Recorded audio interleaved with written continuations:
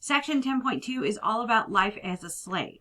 Slavery itself, the majority of slaves were field hands, and they worked 6 days a week. They had Sundays off because of the Christian ideology of Sundays, you're off.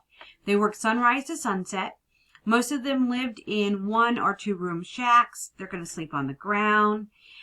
They received a set of clothes twice a year, once in the beginning of summer and once at the beginning of winter. Now, winter, they would receive a pair of shoes as well. A lot of regulations for this throughout many states, and it was expected of individuals at that time. A lot of them were fed in large bowls, much like animals. The life expectancy of a slave is roughly 36 years old. If you lived into your 40s, you were considered to be a well mature individual. Not many slaves made it into their 40s. Slavery is very brutal. Overseers, like I said, many times have used control. The white population uses it to make themselves feel better about being poor. Cities, less brutal on slaves because you weren't working in the field 7 days a week. You had specific small tasks that you would do. Many Protestants are in the South. They're going to push for slaves to be Christianized. Sermons are going to defend the institution of slavery in the South.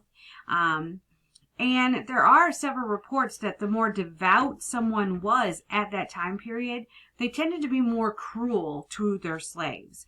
By 1860, only 20% of the African American population, however, was Christianized. Very few of them wanted to join Christianity itself. When it comes to the slave community, they're going to use stories and songs, one, to pass on their history of their culture, but also to pass on information for escaping as well. The story of Brer Rabbit, for example, is all about how a rabbit escaped these bears and the places that he found to hide in, people he could trust. All of that was coded messages for slaves, if they could learn to read or learn the story of Brer Rabbit, how they could get to safety.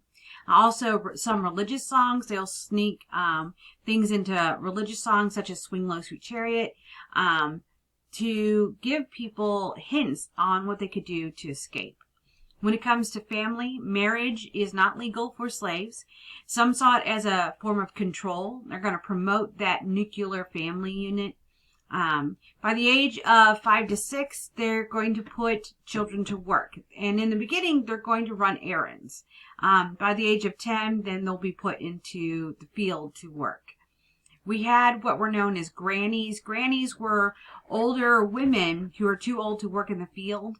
And so they were given the responsibility to take care of the young children. So those women who actually made it into their 40s and 50s, they were in charge of taking care of the children, because women would be separated from their children very, very early. Not long, maybe just a few months after they were born, children would be taken away from them. So these grannies are going to work in the home of the owner or take care of the children. Women had it worst. African American women had it the worst. They were used not only as field workers, but also as sex slaves. Expected to do the same task as men, even during pregnancy. Once they give birth, they're expected to be back in the field within a few days. There's no downtime for women at that time. Even poor women at that time, within a week or two, poor women were expected to be back doing the jobs that they had before. Today, it's kind of the same thing. If you can't afford to take time off, because you do not get paid for taking maternity leave, you need to get back to work as soon as possible if you absolutely need the money. So that's the same situation here, except for with slaves, they were very much expected to get back to work as soon as possible.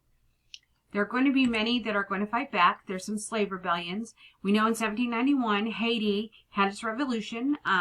Panic and fear are going to spread throughout the South for fear that the slave population will rise up, and they will fight back as well.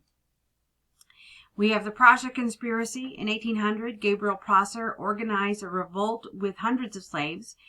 Someone, however, tells their owner, and so Prosser who expected the poor white community to rise up with them. They don't. He's kind of left out on his own. So the militia is going to meet them, and Prosser and 26 others will be hunted down and hanged. 10 others that will be caught will be sent to the Caribbean and sold. In Louisiana, we have a revolt by Charles Deslandes in January of 1811. He's going to break into his owner's home. The owner's going to run. And so Deslandes kills the sons of the 13 and 15-year-old at that time. Started heading towards New Orleans and burning as many plantations as he went, killing every white person he saw. Within 2 days, his group that joined him numbered more than 200. The army then will be sent in to subdue them, and every single one of them will be killed. The army doesn't really have a choice in this situation because these individuals are not going to be caught. They're just going to keep killing until someone stops them. Then we have Denmark Vesey. Denmark Vesey hates white people. He hates white people. He hates slavery. In 1785, he'll be sent to Charleston from the Caribbean.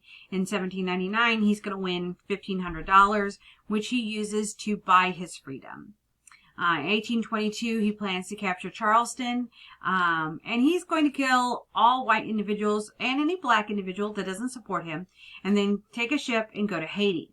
However, again, someone tells their slave owner, Vesey and 135 slaves will be captured.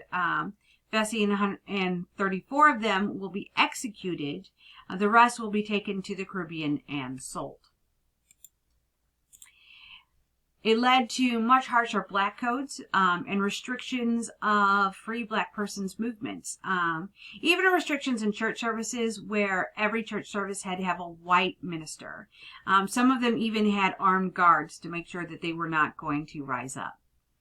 But one of the big ones is Nat Turner. Nat Turner is from Virginia in February of 1831. A solar eclipse happens, and he thinks this is a sign that he needed to rise up. In August of 1831, in the middle of the night, a group of armed slaves will kill his owner and then the rest of the family. And then they're going to fan out, burning and killing other white slave owners.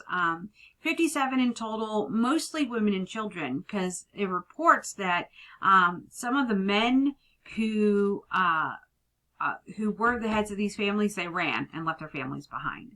The Virginia militia will be called in. They kill indiscriminately, including 200 slaves that were not even part of the revolt. They just saw them. They were black, so they killed them. 20 slaves who helped Turner will be hanged. Turner himself will be killed. So there is, as you can see here, a lot of people who are fighting back.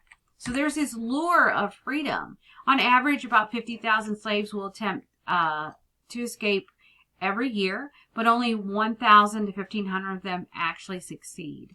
Many states require black persons to carry identification cards or papers. Southern leaders say that the survival of the South is very, very dependent on slavery. They'll say it's about states' rights, but really the states' rights too have slavery. And so that basically is the life of a slave. So the next thing you're going to do is you're going to move on to 10.3, which is about religion and thought in the early 1800s.